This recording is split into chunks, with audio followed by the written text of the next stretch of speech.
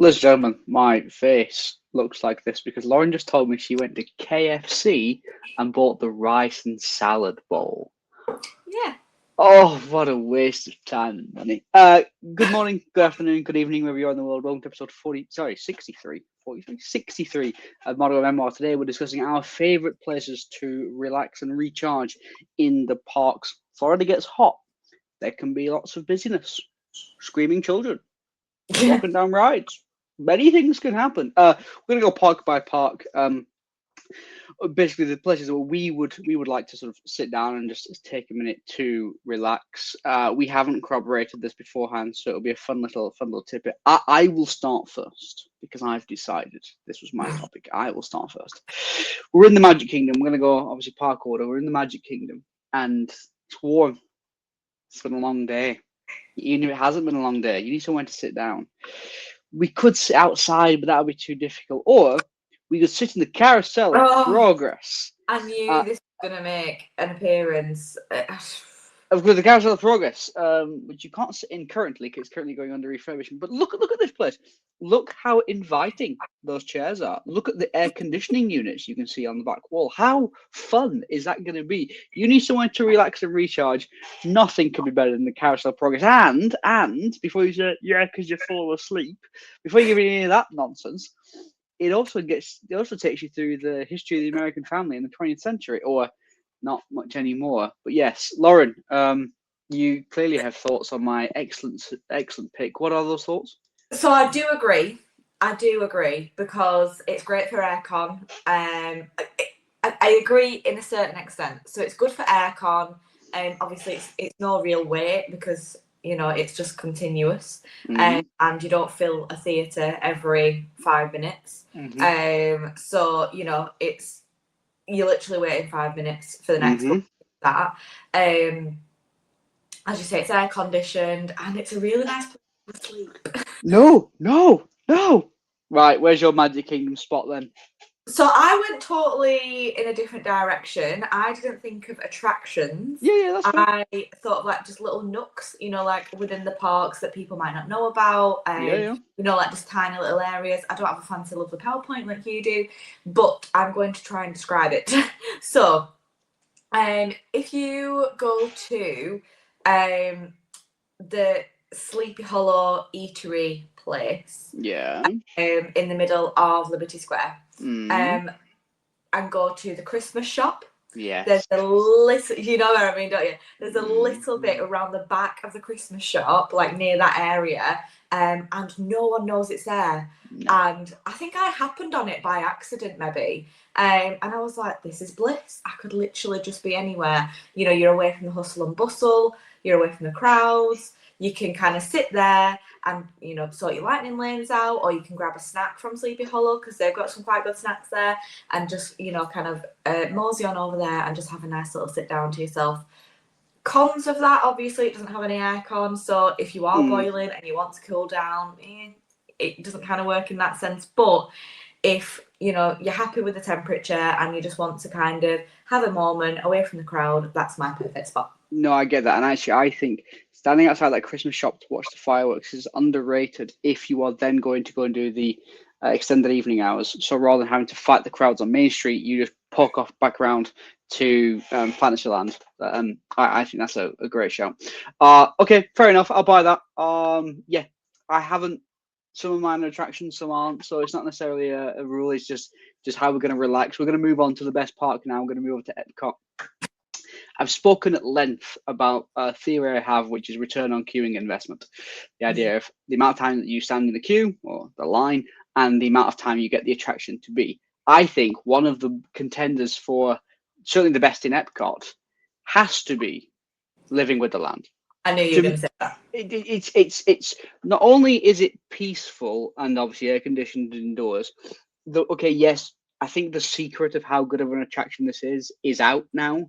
I have seen wait times. I've seen people post them online as high as sort of 45 minutes, but in reality, in person, the most I've seen is about 15. But then you're sat down for 20 minutes, so you still have a good return on queuing investment, and it's incredibly peaceful. You go around and talk about hydroponics and get to see some plants growing in some weird ways. To me, that's a perfect recharge spot in Epcot.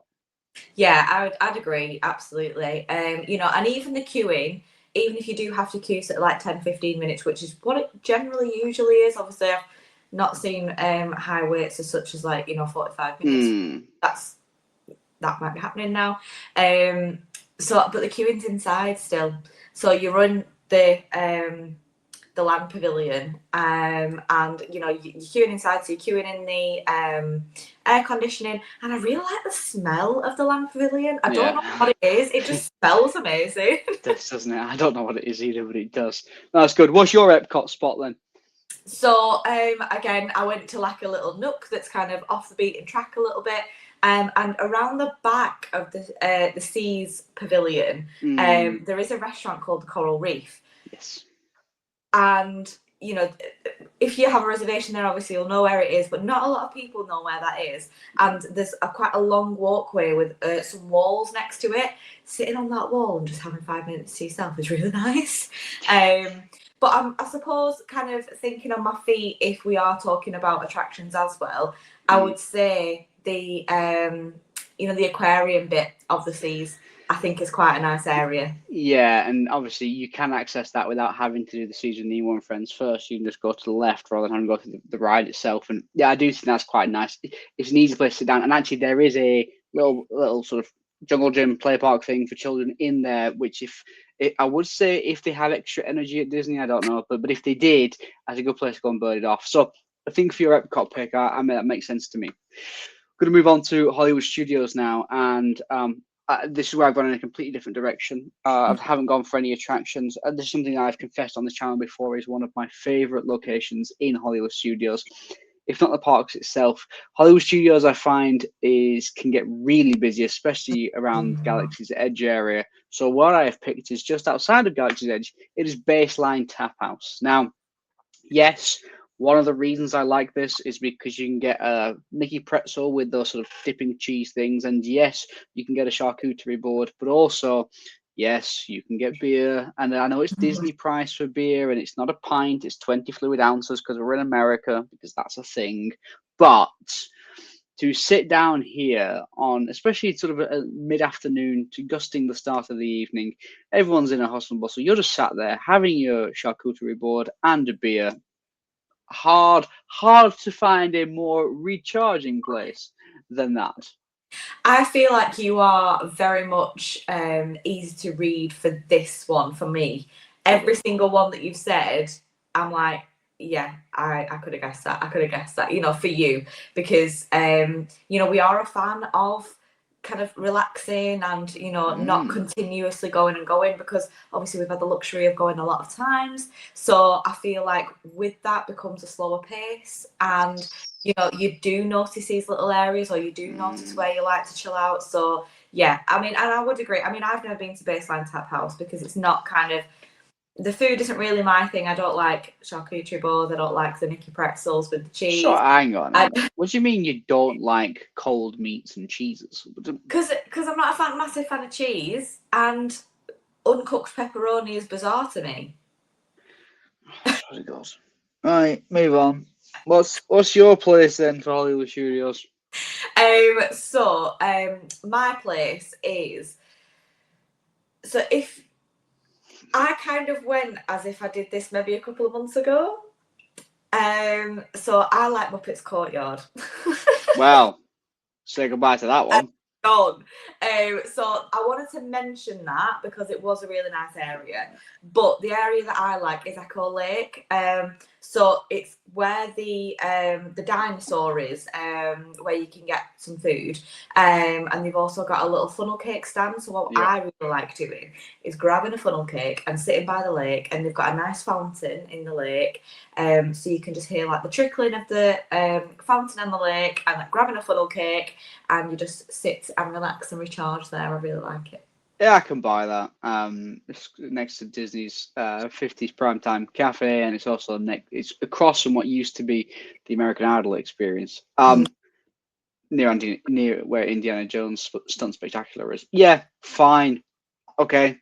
I wouldn't say to anybody, "Oh, if you need somewhere to sit down in Hollywood Studios," I mean, fine. There's always seating there. I get it. It's not too bad. I confess, Animal Kingdom was the hardest one for me to do I because agree.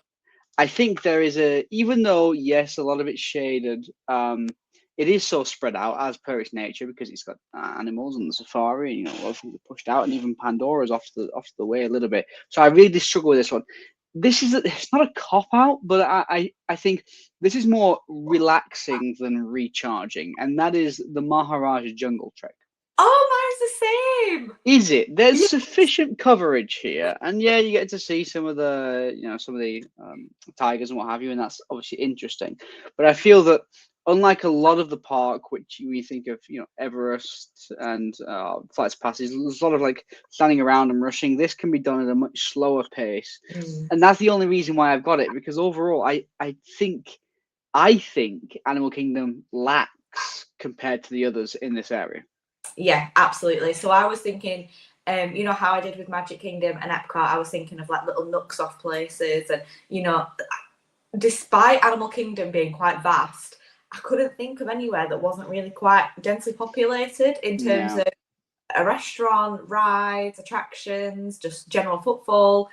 I was really struggling to think of anywhere that had that, and then I did think of Dino Land USA, obviously when it was here, and when you come off the dinosaur ride, there is like a little trail that you can take with like pretend dinosaurs and stuff. And so I was thinking of that sort of area. But then obviously that doesn't exist anymore. So no, difficult. I do think that Animal Kingdom is the one that's lacking out the most. I do have a couple of honourable mentions, and it might achieve an eye roll, but I think it's important.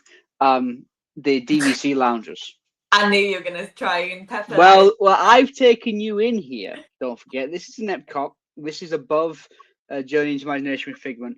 And let's be honest, the recharge ability, you can literally charge your phone, by the way, if you want to think of recharging literally. Relaxing, just getting outside, getting out the sun for 20 minutes, half an hour.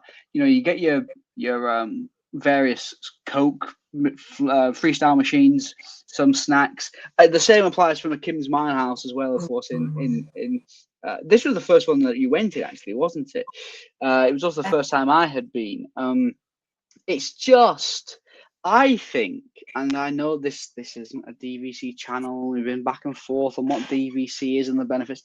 That is one of the big things for me, that I can just have somewhere that's, okay, maybe sometimes there's a wait list, but broadly speaking, is quite quiet, in the middle of the parks, in the middle of the day, take Fiji. I think, I know they're honorable mentions, they're actually my favorite places to relax. Yeah, I would 100% agree. Having had the luxury of going with you guys and being able to like taste a little bit of that, honestly, if you are going to do DVC and all that sort of stuff, that is the one of the biggest perks, I think. Obviously, I know that they do the like private events and stuff like that, and if you're lucky enough to be there when an event's on, then that's great. Yes. But honestly, the fact that we could just sit there, we had loads. I loved that Minute Maid lemonade. Oh my goodness, that was fantastic. I was just chugging loads and loads and loads of that lemonade, and like the crisps and the pretzels and the biscuits, and you could literally just sit there and eat and drink whatever the heck you wanted, and I loved it. Was pretty good. So, folks, those are our favorite places to relax, recharge in the parks. Let us know what yours are.